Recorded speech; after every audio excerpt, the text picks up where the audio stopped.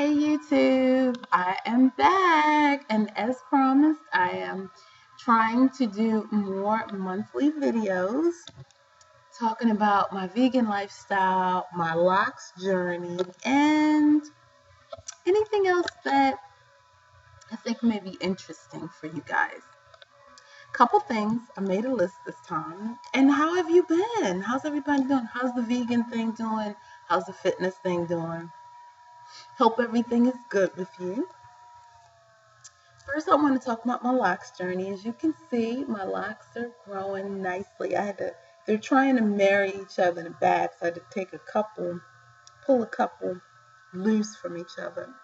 But as you can see, they're growing pretty nicely. And I think the last time I was on, they were a little bit small, so they've grown a few inches. It's been an interesting journey. I think I'll do a whole separate video on dating as a vegan and having locks, which is a whole other level of dating. But I'll do another video on that.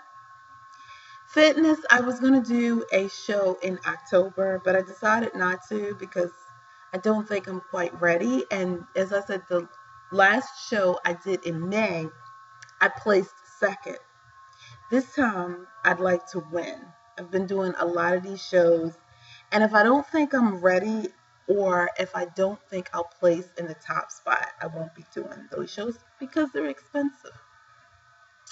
But I will try to do a show I believe the next one would be in April, here locally in Maryland. And I think by that time I will have ironed out a few things. As I said in the last video, I'm doing intermittent fasting, and that has been helping to bring some of the fat down, or helping with my fat loss. Also, if you look at some of my previous videos, I did pageants. I would like to go back to doing more pageants. I think pageants are fun, they're feminine. I think a lot of times for me, I don't get a chance to walk in heels and wear long, pretty dresses. And pageants help me to branch outside of my comfort zone and be able to be a bit more feminine and girly. And that's fun for me. I'm looking at doing a pageant in probably July, which would be close to the show in April. We shall see how that goes. I do not like doing shows back to back, but we'll see how that one goes for next year. All right. Oh, and I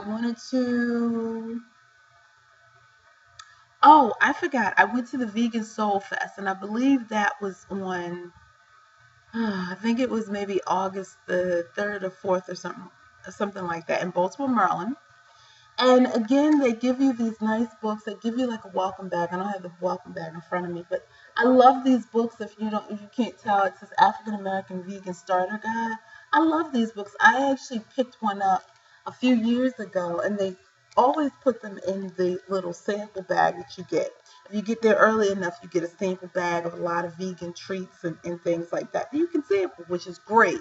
Because if you want to try new things, this is a way to try them and not, buy the whole product. And the vegan sample guide has different recipes. I actually gave my coworker the book that I got this year, Baltimore crab cakes. Oh my God, it's probably sweet potato pancakes, which is really nice. And it just tells you how to transition into veganism if you are thinking about doing that. Oh, and one other thing that I like is it gives you a whole glossary. I don't know if you guys can see that, but it gives you a glossary of different terms and terminologies that vegans use, such as seitan, tempeh, things like that. I think you could probably, let me see if there's a way you could get it if you're not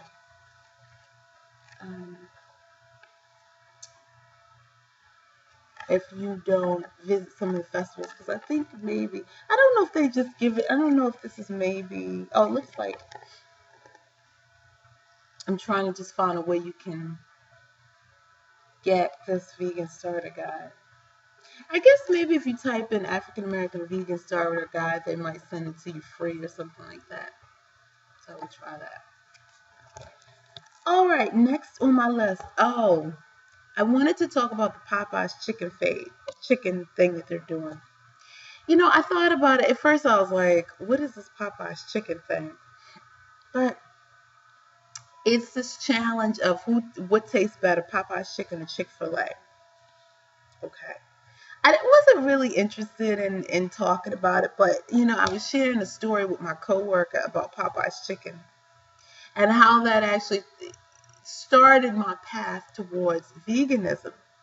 And I was telling them at one point, I was a little girl at the time, and listen, there's no secret. I grew up eating chicken burgers, whatever. And we loved Popeye's chicken. Popeye's chicken was right around the corner from my aunt's house. And I remember my aunt was like, well, let's go get some Popeye's chicken. We'd always get chicken. That was always our thing. And I remember standing in line. It had to be for like hours because I think they ran out of chicken on that particular day.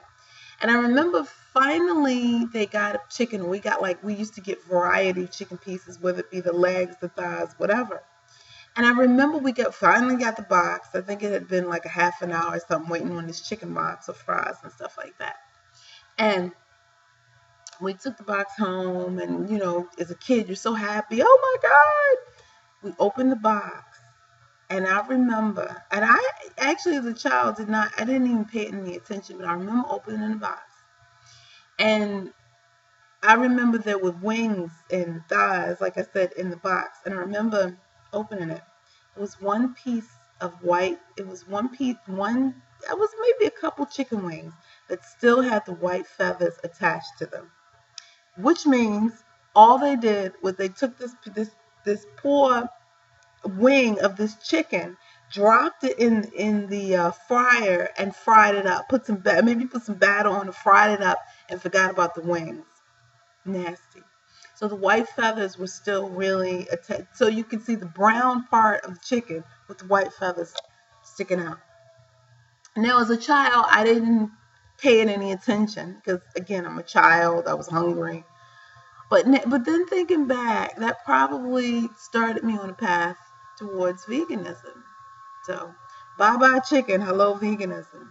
Now, I think after that, I still ate meat because I was like a young girl. That didn't stop me from eating meat, but it did make me think.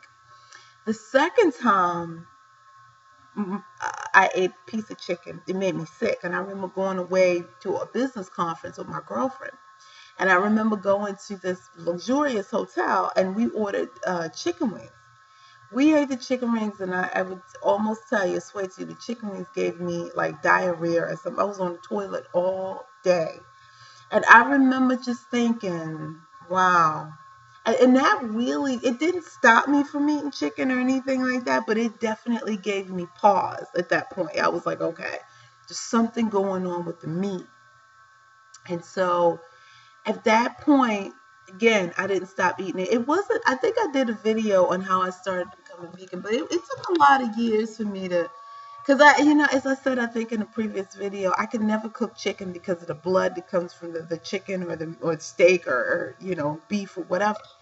And I didn't think anything of it until I was like, you know what, if you can't cook this meat, then why are you eating it? Why are you putting it inside your body? Clearly there's a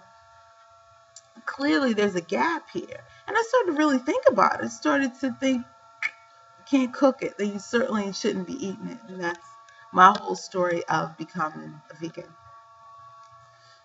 So, but I have no beef with the chicken, the Popeye's chicken versus Chick-fil-A thing.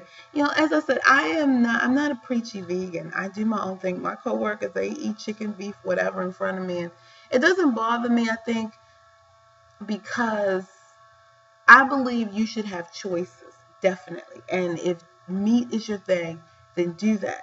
I do think everything in moderation.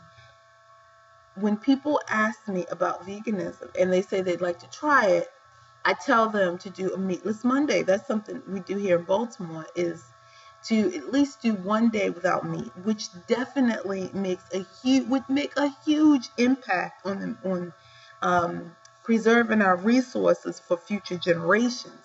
Because a lot of times with these cows and chickens that are raised, they're taking vital resources that they could be used. They're clearing land space and giving these animals water and things like that. And this could be used for a better use or better usage. So even that is how Meatless Mondays are helpful. Okay.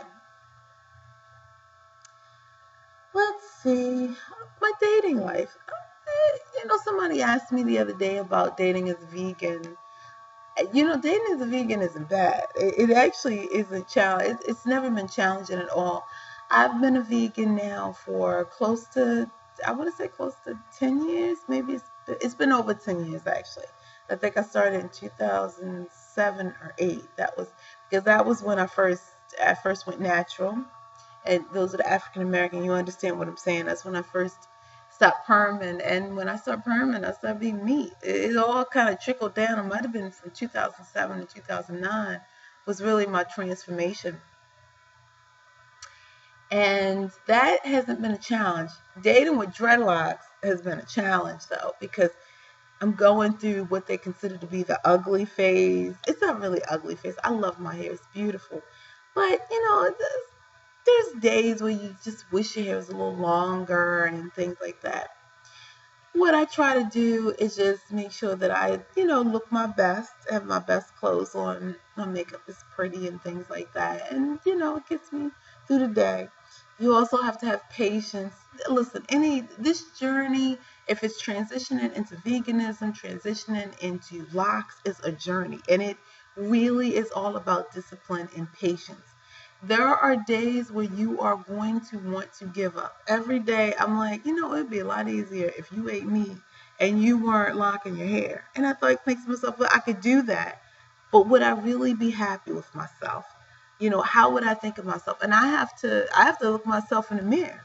And that would be hard for me. That would absolutely be hard. And that's the one thing that just keeps me going throughout the journey, the many journeys that I enter.